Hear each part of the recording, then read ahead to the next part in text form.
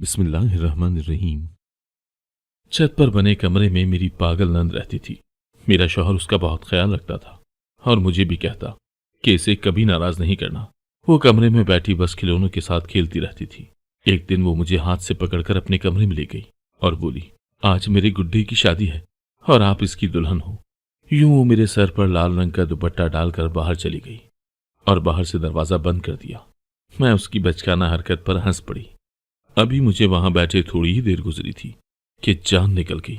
जब मैं स्टेज पर दुल्हन बनी बैठी थी, जब अचानक मेरी नंद भागती हुई आई।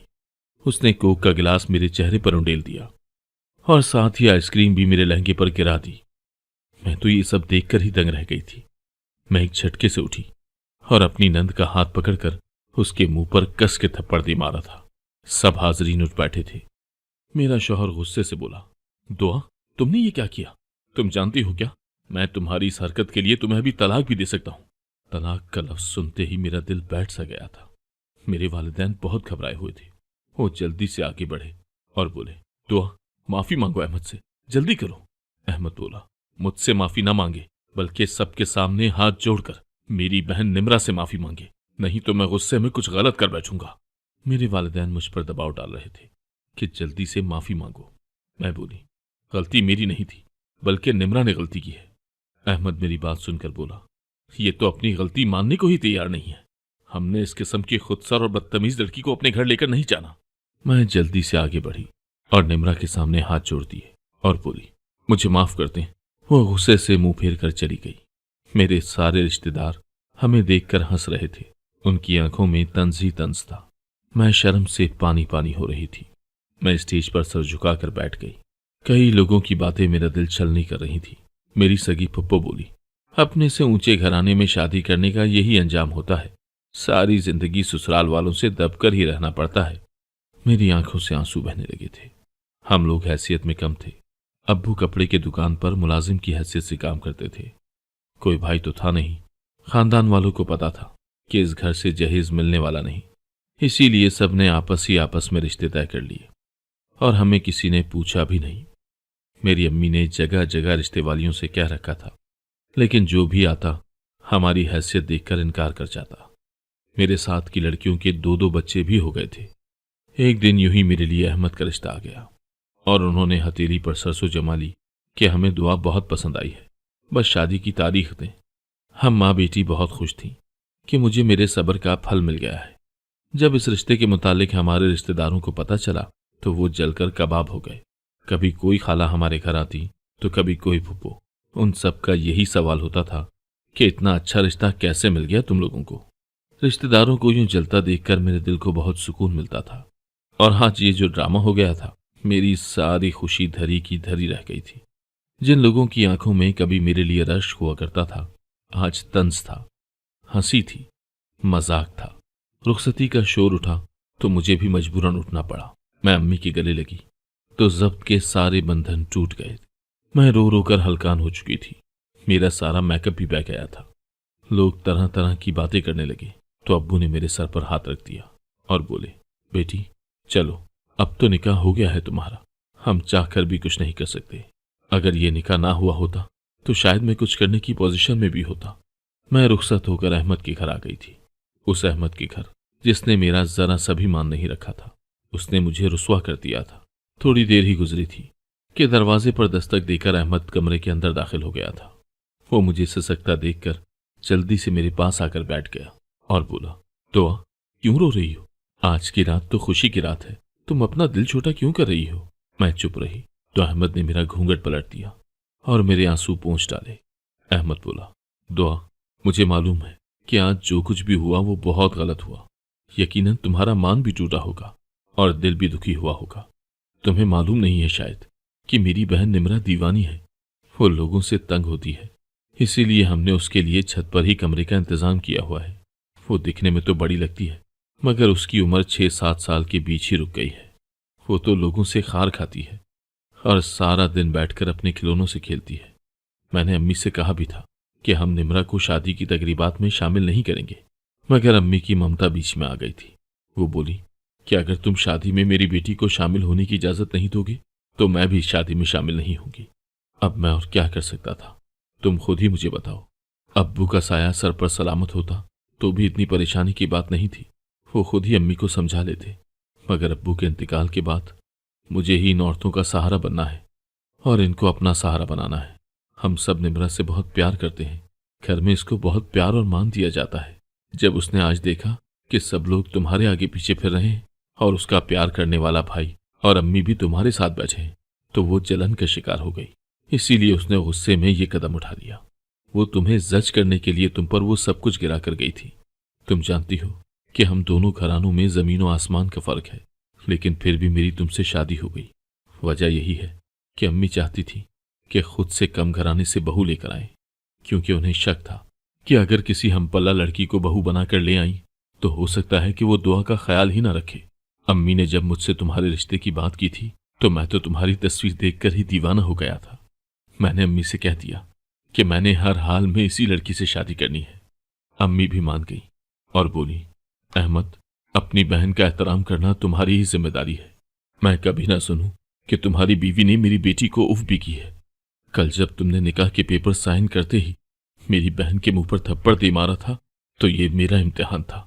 मैं जानता हूं कि तुमने मेरी बहन को थप्पड़ मारकर बहुत गलत किया है, मगर उसकी सजा इतनी बड़ी भी नहीं थी जो मैंने तुम्हें दे दी। ऐसे मौके पर तो मुझे चाहिए था कि तुम्हारा हाथ थामकर नरमी से तुम्हें समझाता कि मेरी बहन तो दीवानी है, उसने भोलेपन में ये सब कुछ किया है, और फिर अगर तुम्हारा दिल मानता तो तुम उससे माफी मांग लेती, लेकिन यूं सबके सामने नहीं। मैंने आज जो कुछ भी किया अपनी अम्मी के डर की वजह से किया। अगर मैं एक्शन ना लेता तो वो जरूर ले लेती, और मुझे उम्मीद है कि उनका एक्शन हम दोनों को जुदा ही कर देता। दुआ, मैं तुमसे बहुत शर्मिंदा हूं, इतना शर्मिंदा कि नजरें मिलाने की भी हिम्मत खुद में नहीं पाता। हो सके तो तुम मुझे माफ कर दो। मैं अहमद की बातें सुनकर एकदम से संभल चुकी थी। मैंने दिल ही दिल में शुक्र किया कि या खुदा, ये भी अच्छा हुआ कि मेरा शौहर वैसा नहीं है जैसा मैं इसको समझने लगी थी। अगर वो वैसा ही अक्खड़ और बदमिजाज होता तो मैं क्या कर लेती। अहमद ने मेरे सामने हाथ जोड़ दिए थे। मैंने जल्दी से उनके हाथ पकड़ लिए और बोली, अहमद, मुझे सिर्फ इस बात का दुख है कि जिन रिश्तेदारों ने हमें हमेशा हकीर समझा वो इस वाकये के बाद मजीद खुश हो चुके हैं। अहमद बोले, मुझे माफ कर दो। अहमद की माफी में इतनी सदाकत थी कि मैं फौरन मोम हो गई और उन्हें फौरन माफ भी कर दिया, बल्कि उनको इस बात की यकीन दहानी भी कराई कि मैं उनकी बहन का ख्याल अपनी सगी बहनों की तरह ही रखूंगी। सुबह होते ही मैं छत पर बने अपने नंद के कमरे में चली गई थी।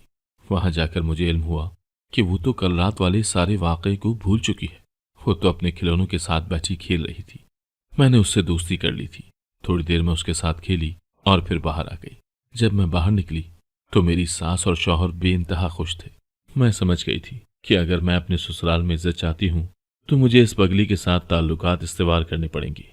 अब मैं हर रोज ही शाम के वक्त उसे लॉन में ले आती थी और उसके साथ घंटा भर खेलती रहती थी। लॉन में उसके साथ खेलने का महज यही मकसद होता था कि मेरी सास और शौहर मुझे देख लें कि मैं निम्रा का कितना ख्याल रखती हूँ। निम्रा का ख्याल रखने के बदले में मेरी सास मुझ पर वारे सदके जाती थी और शौहर उठते बैठते मुझे पा लेने की खुशी मनाता था। यूं तो मैं हर शाम उसके साथ 1 घंटा खेला करती थी, मगर आज मेरी हैरत की इंतहा न रही जब वो खुद ही मेरे कमरे में आ गई। मैं दोपहर का खाना खाकर अब सोने के लिए लेटी थी जब निम्रा ने आकर मुझे जगा दिया। वो बोली, भाभी, आज मेरे गुड्डे की शादी है, आप भी जरूर आए। मैं उससे जान छुड़ाने की खातिर बोली, ठीक है, हम आज शाम लॉन में उसकी शादी करेंगे। तो उसने जोर जोर से नफी में सर हिला दिया और बोली, नहीं भाभी, आपको अभी चलना होगा। मैंने दिल में सोचा कि ये मुसीबत कहां से आ गई है, इसीलिए बोली, अभी तुम अपने कमरे में जाओ, अभी मुझे नींद आई है। मेरी बात सुनकर वो रोने लगी तो मुझे बहुत गुस्सा आया। जी तो चाहता था कि कस के एक थप्पड़ मार दूं, मगर मैं मजबूर थी, इसीलिए ये सब नहीं कर सकती थी। मैं उठकर उसके साथ उसके कमरे में चली गई। कमरे में जाते ही उसने सुर्ख दुपट्टा मेरे सर पर डाल दिया और बोली, आप मेरे इस गुड्डे की दुल्हन है, अब आप मेरे कमरे में ही आराम करेंगी।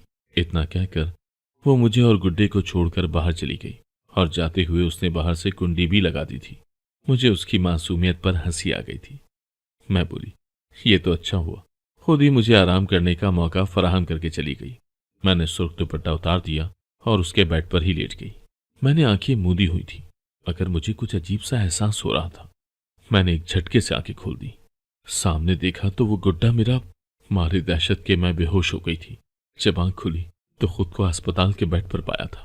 ये सोच सोच कर तो मेरा दिल ही दहल गया कि वो गुड्डा तो।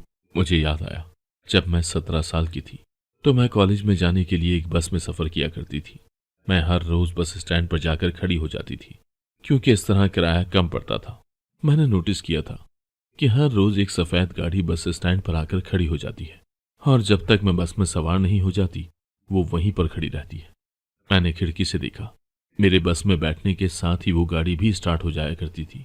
मैं शदीद खौफजदा थी कि न जाने कौन है जो मेरा पीछा कर रहा है, लेकिन मैंने इस बात का तस्करा घर में भी नहीं किया था, क्योंकि मुझे खौफ था कि अम्मी मुझे पढ़ाई से ही रोक देंगी। मेरी जिंदगी में बस पढ़ाई ही थी जो मुझे सुकून देती थी, नहीं तो रिश्तेदारों के बुरे सलूक ने मुझे अंदर ही अंदर से तोड़ दिया था। सुबह के टाइम पर तो बस स्टैंड पर काफ़ी रश हुआ करता था, तब तो मुझे डर नहीं लगता था, मगर मसला ये था कि छुट्टी के टाइम पर बहुत सख्त गर्मी और धूप हुआ करती थी, जिसकी वजह से रश ना होने के बराबर होता था। फिर बस की टाइमिंग भी मेरे कॉलेज की टाइमिंग से मुख्तलिफ थी, तो मुझे 1 घंटा खड़ा होकर इंतज़ार करना पड़ता था। उस दिन कुछ यूं हुआ कि बहुत सख्त गर्मी थी, मगर अचानक ही हर तरफ से बादल ही बादल आ गए थे, और देखते ही देखते बारिश होने लगी। बारिश इतनी शदीद थी कि हर तरफ जलथल हो गया था। मैं खौफजदा सी इधर उधर नजरें दौड़ा रही थी। बस स्टेशन के शेल्टर से पानी की बौछार और उड़कर आ रही थी। मेरा सारा यूनिफॉर्म गीला हो गया था। मुझे मालूम था कि कुछ फासले पर खड़ी सफेद गाड़ी में बैठा कोई शख्स मुझे मुसलसल देख रहा था। तभी वो गाड़ी मेरे पास आकर रुक गई। मेरा ऊपर का सांस ऊपर और नीचे का नीचे रह गया था। गाड़ी का दरवाजा खुला और उसमें से एक खूबरू लड़का निकला था। वो मुझसे 2-3 बरस ही बड़ा होगा। वो शाइस्तगी से बोला, बारिश हो रही है, आप मेरी गाड़ी में बैठ जाएं, मैं आपको आपके घर छोड़ाता हूँ। मैंने नफ़ी में सर हिला दिया तो वो इसरार करने लगा और बोला, आप मेरी बात मान लें, क्योंकि आज मुश्किल है कि बस आ जाए, बहुत बारिश है, आप भीग जाएंगी।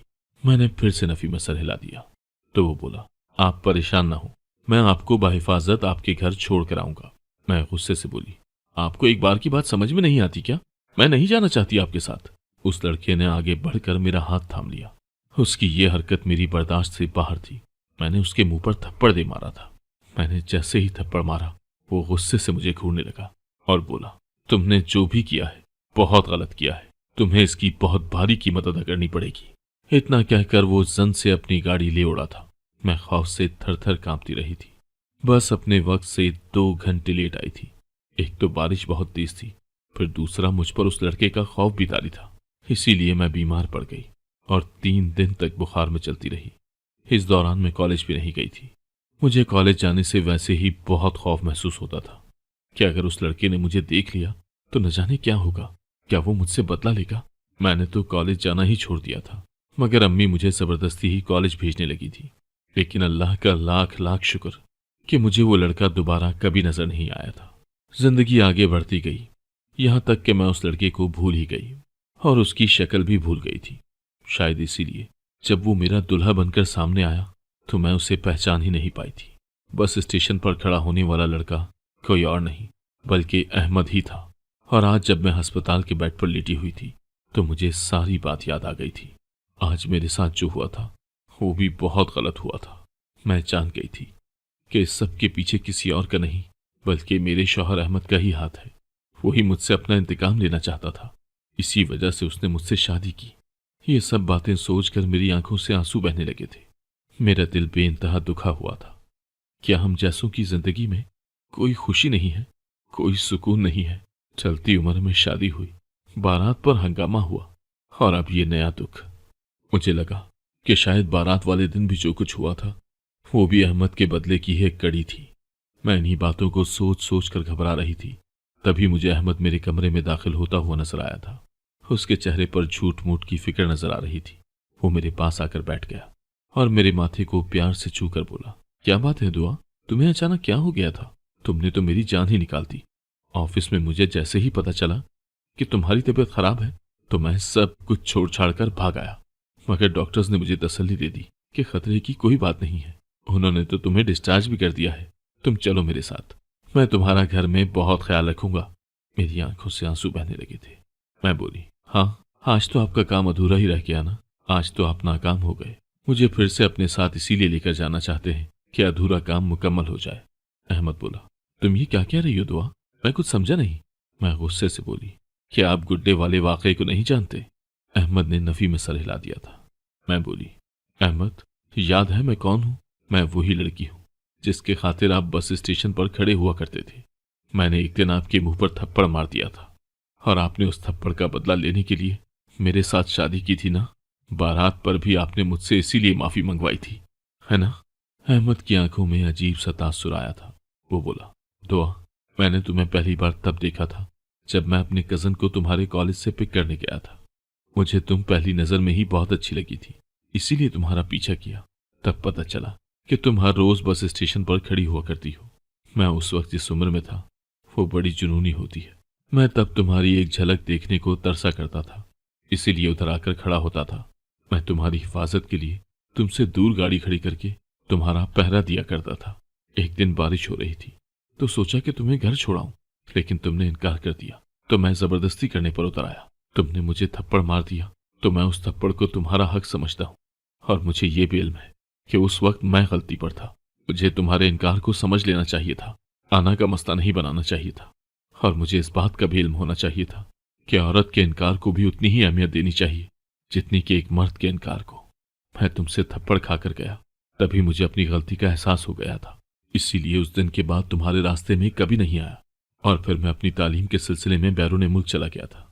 जब वापस आया तो मैं सब कुछ भूल भाल चुका था, मगर जब मेरी शादी की बात चली और अम्मी ने मुझे तुम्हारी तस्वीर दिखाई तो मैं तुम्हें एक लम्हे में ही पहचान गया था। इसीलिए शादी के लिए फौरी तौर पर रजामंद भी हो गया। आगे जो कुछ हुआ तुम्हारे सामने है, और मैं गुड्डे वाली किसी बात को नहीं जानता। मैं बोली, आप मेरे साथ फौरी तौर पर घर चले। हम दोनों घर चले गए। मेरी सास नीचे नहीं थी। मैं अहमद से बोली, आप मेरे साथ ऊपर छत पर चले, दूध का दूध और पानी का पानी हो जाएगा। हम दोनों दबे कदमों छत पर चढ़ गए। निमरा के कमरे से उसके बोलने की आवाज आ रही थी। वो सख्त गुस्से में लग रही थी। वो बोली, अम्मी, आप कब तक मुझसे ये पागलपन का नाटक करवाएंगी? मेरी शादी की उम्र गुजरती जा रही है और आप अपने मरहूम शौहर की जायदाद के पीछे मुझे पागल बनाए हुए हैं। मेरी सास की आवाज आई। वो बोली, निमरा, मैंने तो क्या सोचा था और देखो क्या हो गया। देखो, तुम्हारे बाप ने मरने से पहले सारी जायदाद अपने बेटे के नाम पर लगा दी। तुम तो जानती हो कि अहमद मेरा सौतेला बेटा है। तुम्हारा क्या ख्याल है कि उसे जिस दिन इस हकीकत का पता चलेगा वो हमें इस घर में रहने देगा? बस इसीलिए मैंने आज तक तुमसे पागलपन की एक्टिंग करवाई। और फिर ये भी तो देखो ना, तुम्हारे इलाज के बहाने हमने उससे कितना पैसा ईंट लिया है। मैं तो चाहती थी कि अहमद को ही रास्ते से हटा देंगे और इल्जाम उसकी बीवी पर लगा देंगे, मगर निमरा, तुमने तो सारा खेल ही खराब कर दिया। तुम्हें किसने कहा था कि अपने गुड्डे पर बेहोशी की दवा लगाकर भाभी को ही बेहोश कर दो और फिर कमरे में गैस लीक कर दो ताकि वो मर जाए? पगली, हमें दुआ के मरने से कोई फायदा हासिल नहीं होना था, इसीलिए मैंने उसे तुम्हारे कमरे से निकालकर अस्पताल पहुंचा दिया।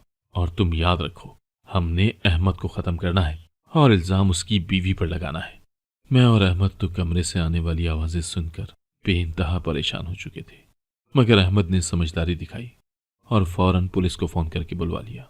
पुलिस उन दोनों माँ बेटी को गिरफ्तार करके ले जा चुकी थी, जबकि हम दोनों एक दूसरे को तसल्ली और दिलासे ही देते रह गए थे। मेरी सास और नंद को 10-10 साल की कैद हुई है। मैं और अहमद उस शौक से निकल आए हैं और अपनी जिंदगी की नए सिरे से इब्तिदा कर दी है। हम दोनों ही एक दूसरे को पाकर बेइंतहा खुश हैं। अगर आपको आज की कहानी पसंद आई है तो वीडियो को जरूर लाइक कीजिएगा और अपने दोस्तों के साथ भी शेयर कीजिएगा।